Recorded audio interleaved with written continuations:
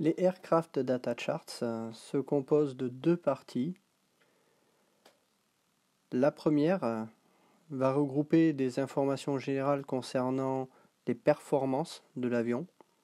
Donc on va retrouver, en commençant par en haut à gauche, le nom de l'avion, l'équipage qui le compose, donc ici Pilot Only, donc c'est-à-dire qu'il n'y a qu'un seul pilote, mais parfois on peut avoir un deuxième membre d'équipage.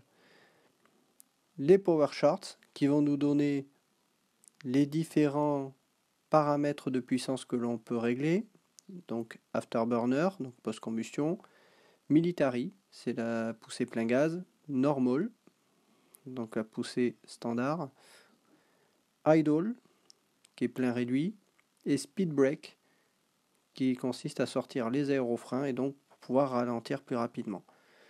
Ensuite, en dessous, on a Smoker in Military Power, c'est-à-dire que là, on va voir quelques particularités concernant l'avion, et dans le cas présent, c'est-à-dire que dès l'instant où on affiche la puissance militaire, l'avion fume, ce qui va avoir un impact sur sa visibilité par rapport à d'autres avions.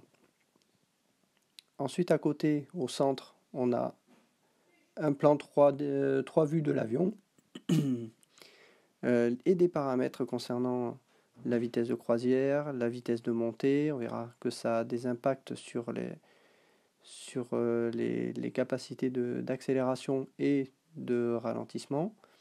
La visibilité de l'avion, le modificateur de taille qui a aussi un impact sur la visibilité de l'avion, la vulnérabilité concernant les différentes armes, et d'autres paramètres comme la capacité interne en carburant et du siège éjectable, parce que la partie siège éjectable est aussi simulée. En haut à droite, on a le coût de certaines manœuvres, donc lag displacement rolls, on verra c'est des manœuvres particulières. On a le nombre de points HFP qui est donné, qui sont le nombre de points préparatoires qui sont à faire avant la manœuvre, et la décélération que ça occasionne. Les vertical rolls, c'est aussi une manœuvre particulière, avec là aussi le nombre de points préparatoires que ça coûte et la décélération que ça occasionne.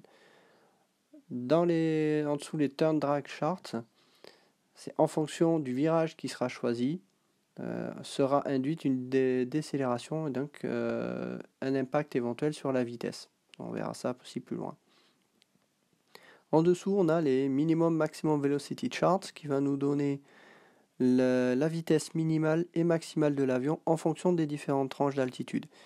Donc on a low, ML, MH, I, VH et EH. Et donc avec les altitudes qui correspondent à ça. Ensuite, dive velocity, c'est la vitesse de descente maximale. Ensuite, à côté, la climb capability chart. Donc là, c'est les capacités de points de déplacement que peut avoir l'avion sur le plan vertical. Donc on a la partie AB et Other, c'est-à-dire qu'en AB, c'est post-combustion. On voit que sur cet avion, on a des traits sur toutes les colonnes AB, ce qui signifie que l'avion n'a pas de post-combustion. On retrouve également ce paramètre en haut à gauche dans les Power Charts, puisque Afterburner, tout est en tiré, donc ce qui signifie qu'on n'a pas cette post-combustion. Donc le réglage de puissance max, c'est militaire. Voilà.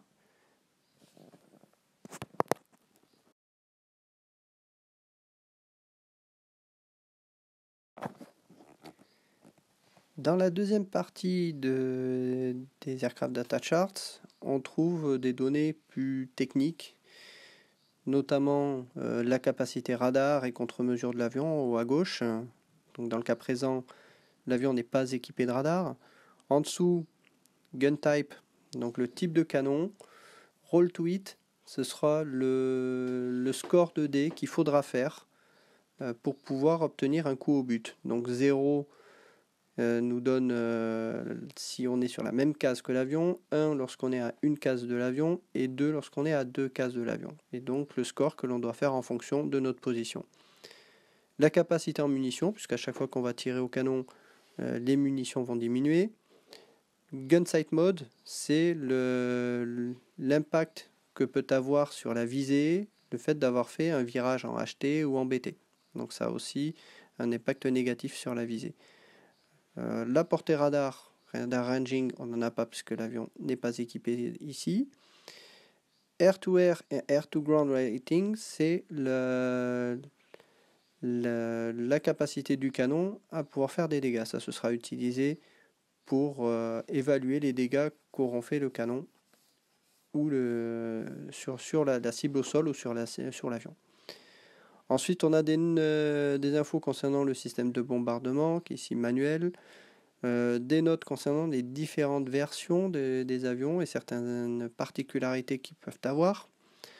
Donc on voit qu'on a la version ici RF80C, AT33, et chacun a des particularités, notamment des capacités d'emport différentes, un armement qui peut être différent aussi.